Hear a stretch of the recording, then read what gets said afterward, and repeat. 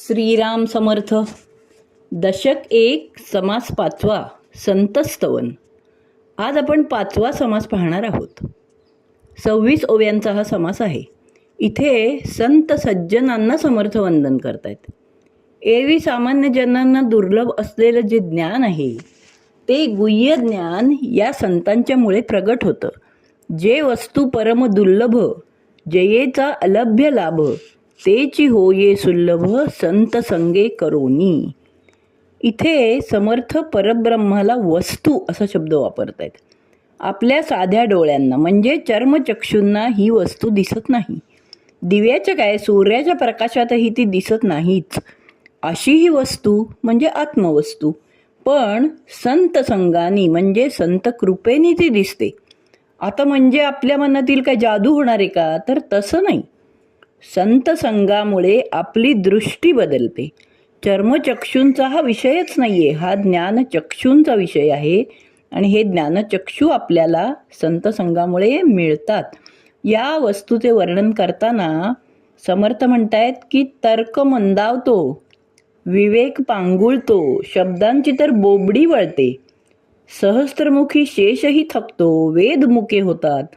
पण संत संग मात्र हे शक्य करून दाखवतात. मग अशा महान संतांचीच लक्षणं पुढे समर्थ सांगतायत. संत आनंदाचे स्थळ, संत मोक्षाची विश्रांती, विवेकाचे भांडार, असे खूप सुंदर सुरेख वर्णन केलंय. संतांना श्रीमंत म्हटलंय, पण ती श्रीमंती पैशाची नव्हे, अर्थात ज्ञानाची. संत स्वतः मुक्ती मिळवतातच, आपल्यालाही त्या पात्रतेचे ते बनवू पाहतात. मुक्ती कशापासून, तर इच्छांपासून. इच्छा होऊच नाहीये म्हणजे इच्छांचं बंधनच नको. म्हणजे काय, तर नाशवंत वस्तूंची गोडीच कमी होते. आता लगेच आपल्या मनातील आपण तसं करायचं का, लगेच गोडी कमी करायची का, तसं नाही. पण मर्यादा तर घालू शकतो ना थोडीशी. साड्यांनी कपाट भरलंय तरी अजून एक जर घ्यायची इच्छा असेल तर थोडं थांबू शकतो ना. परमेश्वराचं प्रेम इतकं असतं संतांना. संत नामदेव, संत जनाबाई, गोरोबा, किती नावं घ्यावीत. सारे बंध त्यांचे आपोआपच सैल होतात. म्हणजे इच्छांची आहुती द्यावी लागत नाही, ती आपोआप पडते. आता ह्या गोष्टीचा थोडा अर्थ समजून घेऊया. इच्छा संपते याचा अर्थ काय, दृष्टी बदलते. कांदा मुळा भाजी अवघी विठाई माझी, सावतामाळी म्हणतायत.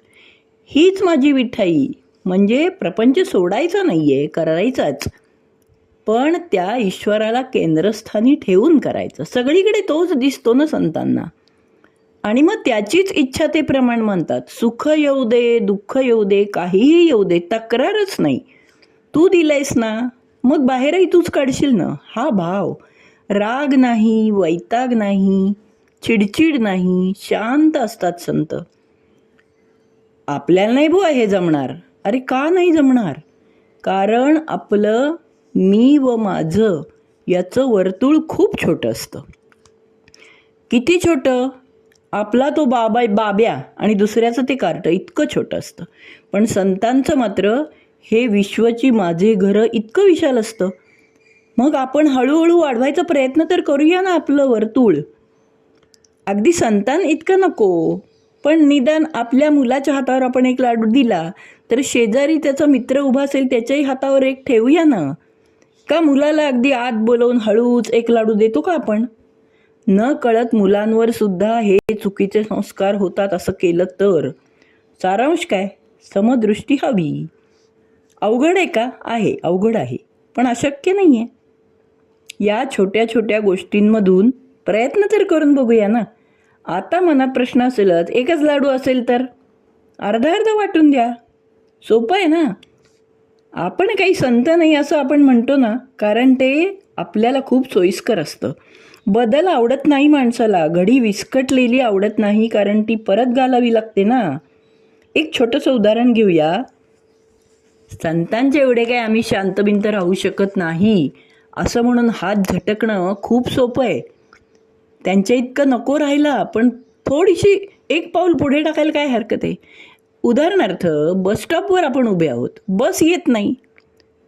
आता आली तर थांबत नाही, थांबली गर्दी असते, आपल्याला चढता येत नाही, मग चिडचिड वाढते, साहजिक आहे हे. मग त्या व्यवस्थेला शिव्या. पण यातून साध्य काय होतं? असेल काही प्रॉब्लेम, येईल थोड्या वेळात, कुठेतरी ट्रॅफिक जॅम असेल, असं नाही काही डोक्यात येत आपल्या. तो वाट पाहण्याचा जो काळ आहे तो मग रामनामात घालवूया ना, मनातल्या मनात. म्हणजे वेळेचाही सदुपयोग होईल आणि मनही शांत राहील ना. संत मुक्ती देतात म्हणजे काय? हीच मुक्ती. काळजी, चिंता, वैताग या साऱ्यापासून ते मुक्ती देतात. सत्संगात हे घडेलच, पण नुसतंच वंदन करून हे साधणार नाही, तर चित्त शांत व स्थिर ठेवण्याची किमया प्रयत्नाने आत्मसात करायला हवी. पाहू तर प्रयत्न करून आपण. जे संत ज्ञान देतात ना, ते घेण्यासाठी आपण आधी आपली तरी पात्रता वाढवूया ना. जे त्रैलोकी नाही दान, ते करीती संत सज्जन, त्रैलोक्यात राजे महाराजही देऊ शकणार नाहीत, असे कृपादान संत देतात. अशा थोर संतांना अगदी मनापासून वंदन करूया आणि आज आपण थांबूया. जय जय रघुवीर समर्थ.